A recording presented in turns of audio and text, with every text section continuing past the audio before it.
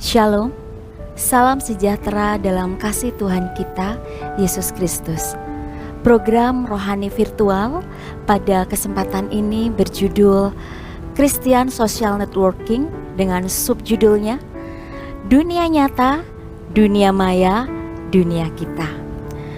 Nah, bila kita membahas tentang dunia, maka tentu kita tidak akan lepas dari pembahasan tentang manusia. Lalu bagaimana penciptaan manusia itu? Allah berfirman di dalam Kejadian 1 ayat 27, maka Allah menciptakan manusia itu menurut gambarnya, menurut gambar Allah diciptakannya dia laki-laki dan perempuan, diciptakannya mereka. Saudaraku, Tuhan menciptakan manusia tidak sendirian. Tuhan menciptakan laki-laki dan perempuan. Sejak penciptaan, Tuhan melihat bahwa tidak baik kalau manusia itu hidup seorang diri saja. Artinya, Tuhan menciptakan kita manusia sebagai makhluk sosial dan makhluk berbudaya. Nah, manusia adalah makhluk sosial yang melakukan interaksi sosial atau koneksi atau hubungan antar manusia. Artinya membentuk jejaring sosial. Dan saat ini kita sering mendengarnya sebagai social networking.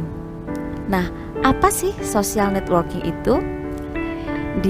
Beberapa literatur menyampaikan bahwa social networking itu sebagai suatu pengelompokan individu seperti komunitas kecil atau lingkungan.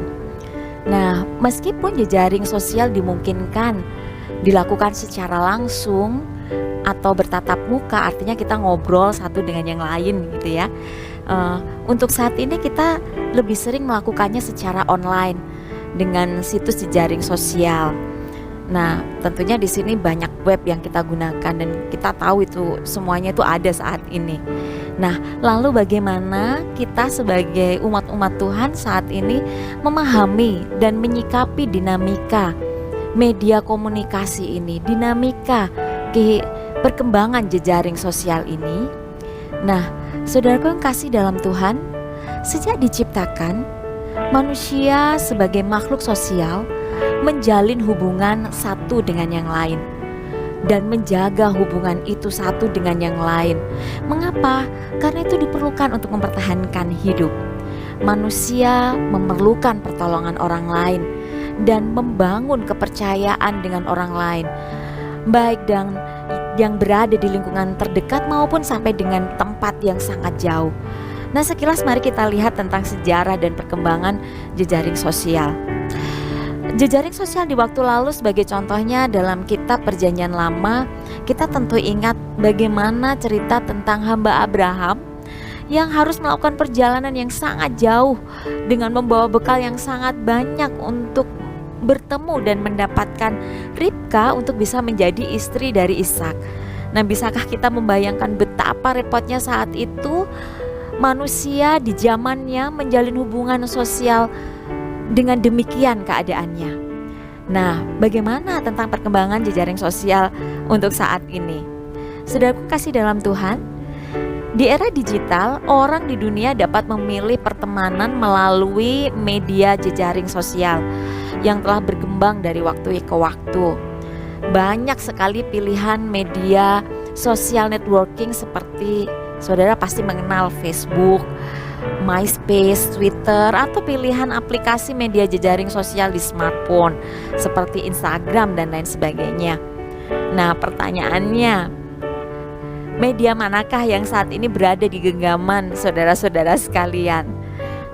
Kalau memang saudara saat ini setidaknya menjadi bagian dari satu saja media tersebut, maka sadarilah bahwa Anda telah menjadi bagian dari kehidupan dua dunia kita saat ini, yaitu dunia nyata, dunia maya, dan itulah dunia kita saat ini.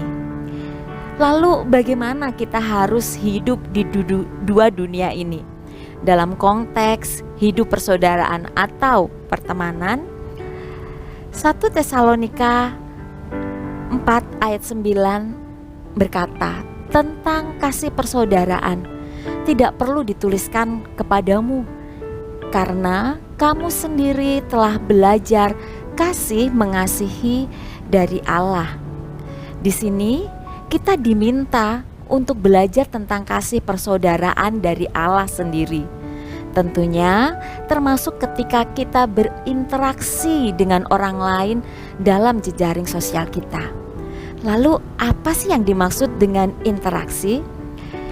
Di beberapa literatur didefinisikan interaksi merupakan salah satu aktivitas vital dalam kehidupan kita sebagai makhluk sosial yang bisa terjadi setelah melewati proses berpikir, berkata, dan bertindak yang selanjutnya akan mewujudkan suatu hubungan pertemanan ataupun hubungan kasih persaudaraan. Nah, mengingat lagi apa yang dikatakan 1 Tesalonika 4 ayat 9. Kita belajar kasih mengasihi dari Allah dalam pertemanan dan dalam kasih persaudaraan. Belajar kasih mengasihi dari Allah dapat dimaknai bahwa hari demi hari hendaklah kita menghidupkan kasih dalam pertemanan maupun kasih dalam persaudaraan dengan kita berpikir, berkata, dan bertindak dalam kasih. Artinya, kita harus melakukan hal ini. Sekarang, tentang berpikir dalam kasih. Mari kita melatih pikiran kita untuk menjadi suci, karena tindakan dimulai dari dalam hati. Markus 7 ayat 21 mengingatkan kita, sebab dari hati orang timbul segala pikiran jahat. Berpikir dalam kasih artinya kita harus memikirkan hal yang baik, sehingga kata-kata kita dan tingkah laku kita akan menjadi positif dan bijaksana. Jadi akhirnya saudara-saudara, semua yang benar, semua yang mulia, semua yang adil, semua yang suci, semua yang manis, semua yang sedap didengar, semua yang disebut kebajikan dan patut dipuji, pikirkanlah semuanya itu. Demikian Filipi 4 ayat 8 mengingatkan kita semuanya. Lalu bagaimana tentang berkata dalam kasih? Artinya kita harus memperhatikan bahasa kita. Kita harus selalu memperhatikan tutur kata kita. Mazmur 34 ayat 14 mengingatkan, jagalah lidahmu terhadap yang jahat dan bibirmu terhadap ucapan-ucapan yang menipu. Hati-hati, di dalam banyak bicara pasti ada pelanggaran.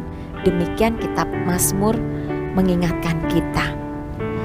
Rasul Paulus dalam 1 Korintus 13 ayat 1 memberikan pengajaran bagi kita masing-masing tentang berkata dalam kasih. Dikatakan, sekalipun aku dapat berkata-kata dengan semua bahasa manusia dan bahasa malaikat, tetapi jika aku tidak mempunyai kasih, aku sama dengan gong yang berkumandang dan canang yang gemerincing. Kolose 51 ayat 6 mengatakan, hendaklah kata-katamu senantiasa penuh kasih, jangan hambar. Lalu tentang bertindak dalam kasih. Tentu kita sering mendengar istilah berpikir dulu sebelum bertindak. Nah, pengertiannya secara umum adalah tentunya kita harus mawas diri. Kalau secara spiritual, tentunya adalah mari kita bertindak sesuai dengan firman Allah. Dan firman Tuhan memberikan tuntunan dalam kitab Mazmur, dikatakan, jauhilah yang jahat dan lakukanlah yang baik, carilah perdamaian. Kitab Roma 45 ayat 10 mengatakan, kasih tidak berbuat jahat terhadap sesama manusia. Dan Lukas 42 ayat 27 mengatakan, kita semua tentu ingat ayat ini, kasihilah sesama manusia seperti dirimu sendiri. Saudaraku yang kekasih, lalu bagaimana kita menghidupkan kasih dalam peran kita sebagai makhluk sosial saat kita berinteraksi dengan orang lain, baik di dunia nyata maupun di dunia maya?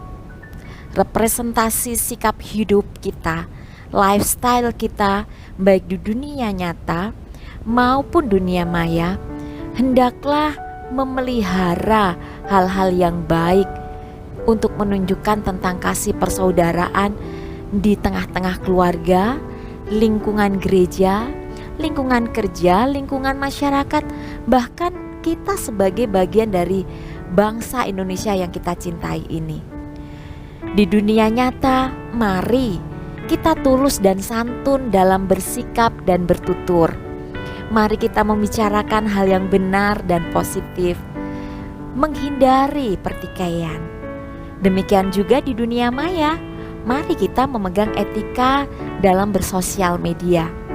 Postinglah komentar yang positif, bijaklah dalam bersosial media. Dan mari positif, inspiratif, dan edukatif ketika kita menggunakan media sosial kita. Dengan kita melakukan penguatan iman dan menjaga kasih kerukunan, memelihara kasih persaudaraan, selalu berpikir tentang dampak baik atau buruknya, baik bagi diri kita sendiri maupun bagi orang lain, maka saat itulah kita telah merepresentasikan sikap hidup, lifestyle yang memelihara kasih persaudaraan sebagaimana yang Tuhan inginkan dalam kehidupan kita. Saudaraku, dengan kita berpikir, berkata, bertindak dalam kasih, artinya kita membangun social networking yang positif. Artinya kita menjamah, kita menjangkau dunia dengan kasih. Dan dengan kita berpikir, berkata, bertindak dalam kasih Kristus, artinya ada nasihat, ada penghiburan kasih, ada persekutuan roh, ada kasih mesra dan belas kasihan, sebagaimana yang telah dikatakan dalam Filipi 50 ayat 1. Sehingga dengan kita berpikir, berkata, dan bertindak dalam kasih Kristus, kita menyatakan bahwa Allah adalah kasih. God is love. Kasih yang akan menjangkau dan menyelamatkan umatnya yang percaya kepadanya. Bahkan kasih yang akan memberikan harapan yang baik di tengah-tengah dunia kita yang saat ini sedang dalam banyak pergumulan. Saudaraku, mari kita hidupkan kasih persaudaraan di dalam kehidupan kita. Kiranya kita semua dapat menjadi agen kasih Allah yang berpikir, berkata, bertindak dalam kasih, baik di dunia nyata maupun di dunia maya, di dunia kita yang saat ini di dalamnya kita hidup. Amin. Tuhan memberkati.